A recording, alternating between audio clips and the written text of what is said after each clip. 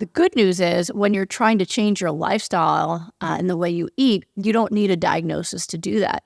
So I've had many people, including physicians, who were frustrated that even as a doctor themselves and their colleagues, they couldn't figure out what was wrong with them, that doing the protocols now works for people regardless.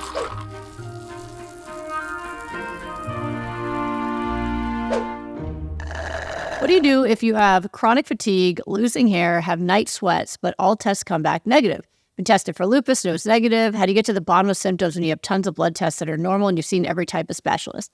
This is a common problem that people will have with really all autoimmune, especially type diseases, that it often starts with symptoms and normal labs. And studies have shown that the average person, let's say with lupus, for example, was undiagnosed for about 5 years because it takes time before the vague symptoms also then are accompanied by things like positive antibodies. So oftentimes people will have fevers or they will have fatigue or achiness and their labs still look fine. And so the doctor will frustratingly tell the person you're fine when that's not necessarily the case, right? If you're fine, you don't feel like garbage. So I never will tell someone they're fine just because a lab test says that. I just say, I don't know what it is yet, and let's work together to figure it out. It may be that you are in a prodromal phase of developing something like an autoimmune disease. It may not be. I mean, people have those same symptoms from COVID. People have those same symptoms from even from things like stress. So the good news is when you're trying to change your lifestyle and the way you eat, you don't need a diagnosis to do that. So I've had many people, including physicians, who were frustrated that even as a doctor themselves and their colleagues, they couldn't figure out what was wrong with them.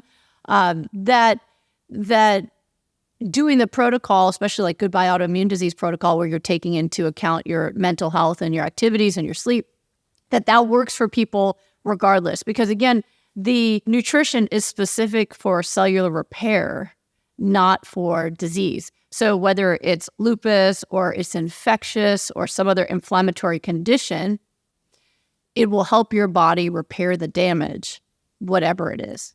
And I just saw a physician today who gives talks on diet and other things, but he sends his family to me to solve problems because they have unusual issues in their family.